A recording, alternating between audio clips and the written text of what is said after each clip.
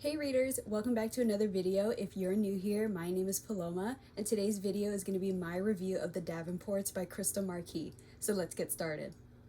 So I actually finished this on the last day of Black History Month, and I'm honestly so thankful I did, because that was one of my goals for the month, was to finish 2 books, which was How the Word is Passed by Clint Smith, and now The Davenports by Krystal Marquis. So I'm really excited that I was able to finish it in time. So this is the first book in the Davenport series, and it follows the Davenport family in 1910s Chicago as an affluent Black family that owns a carriage company.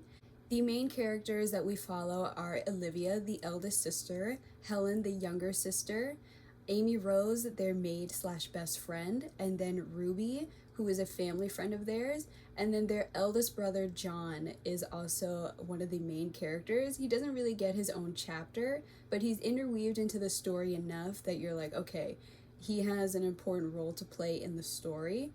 It was very surprising to see how short the chapters were, but how much Krystal Marquis was able to fit in within those chapters.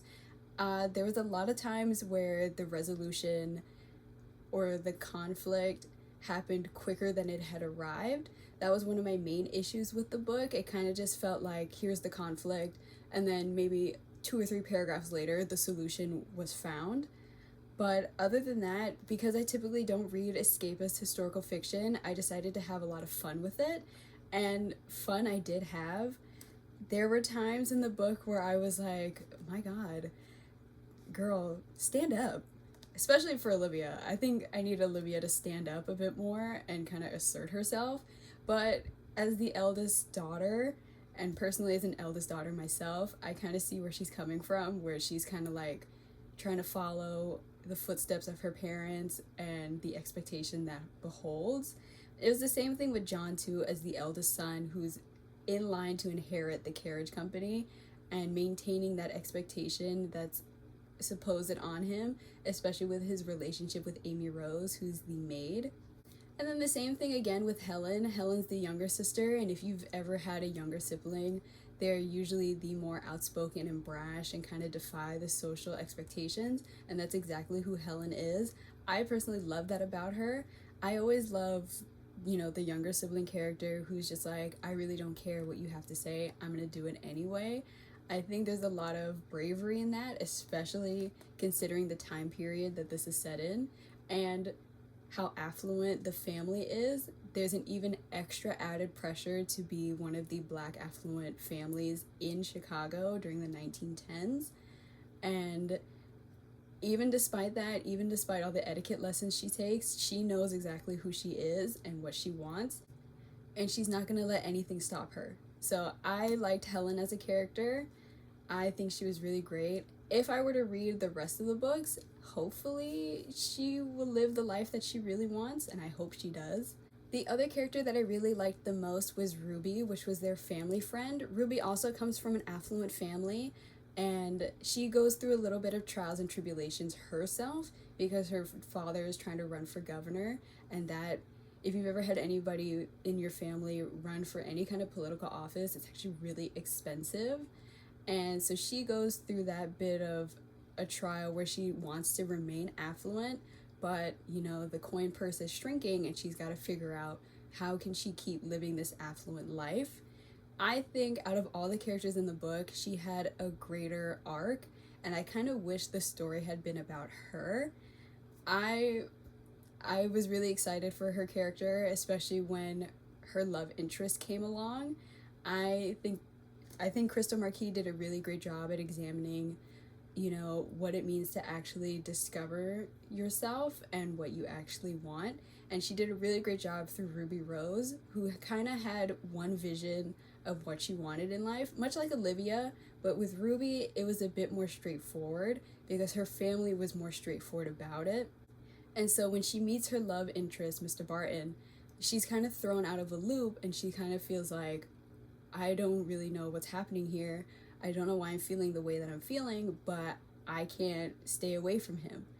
Versus the relationship she's supposed to be having with John, who is supposed to help secure the family finances, as it is with all historical fiction books and even in reality.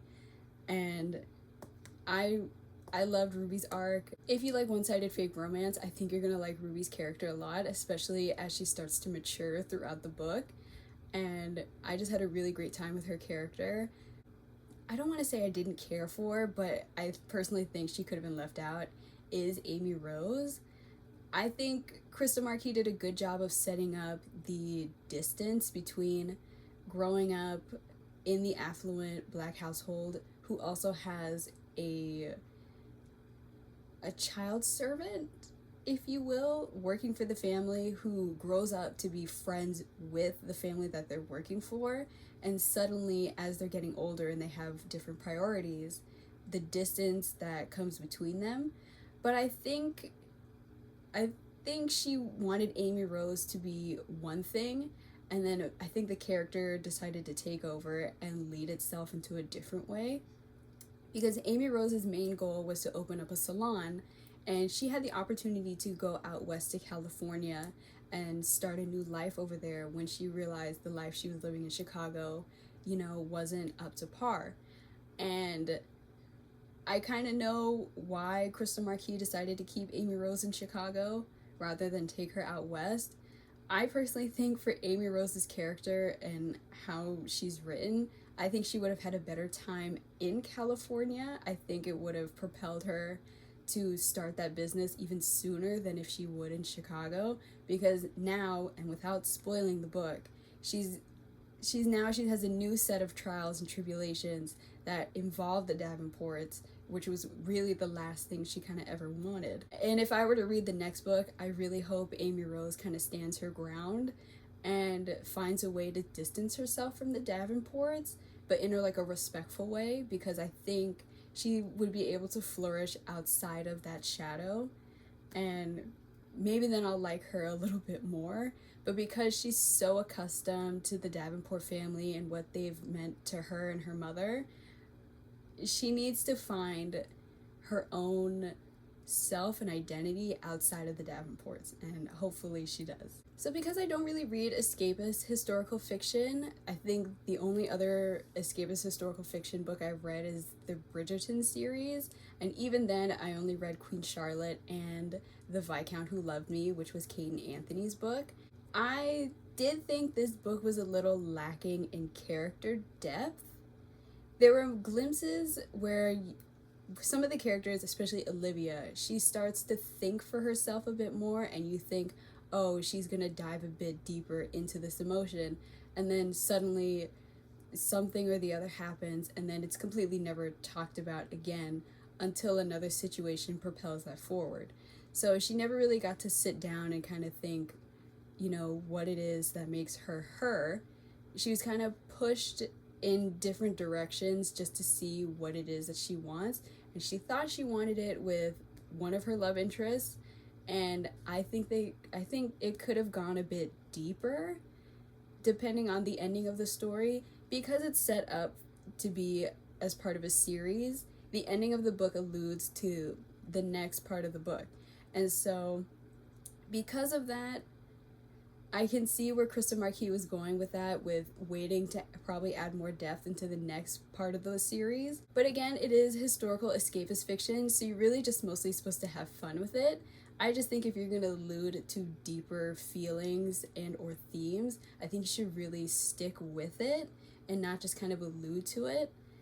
That's just my personal feeling with it as somebody who's mostly read historical fiction, romance, and or just historical fiction in general. Another thing I liked about the book is that even though it is historical escapist fiction, Krystal Marquis still keeps it rooted in the history of the day, whereas some of the characters are part of a civil rights movement during that time where they want to be seen as equal among their white peers.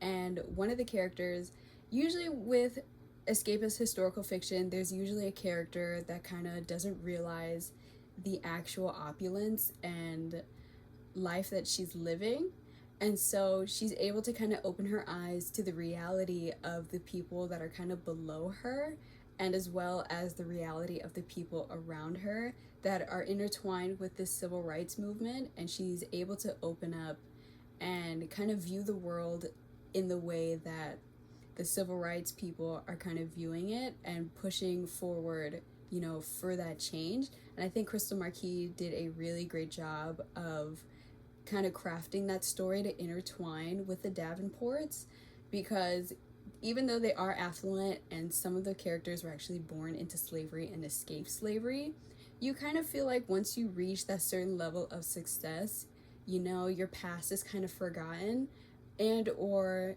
you don't want to stir the pot. So having one of the Davenport's siblings be that pot stirrer, I think it also opens up for a greater expansion of their knowledge of the world outside of the grandeur and the ballrooms and the ball gowns. I personally enjoyed it. I thought Krystal Marquis did a great job with the setting. I recently visited Chicago, so there were like key points in the book where she mentioned certain parts of Chicago, and I was like, oh my god, I was there. And so it was really fun to kind of just go back to when I took that trip to Chicago and kind of imagine what it would have looked like in 1910 and see, you know, all the girls dressed in their gowns and all the men in their suits. Overall, I give the book 4 stars. I really enjoyed my time with it. I think it's a great beach read. I think if you're one of those people who like to read on the beach, this is very quick and easy. I personally like it, and I would recommend it to anybody who likes historical escapist fiction. So that's my review of The Davenports by Krystal Marquis. I hope you enjoyed the video, and I hope to see you in the next one. Bye!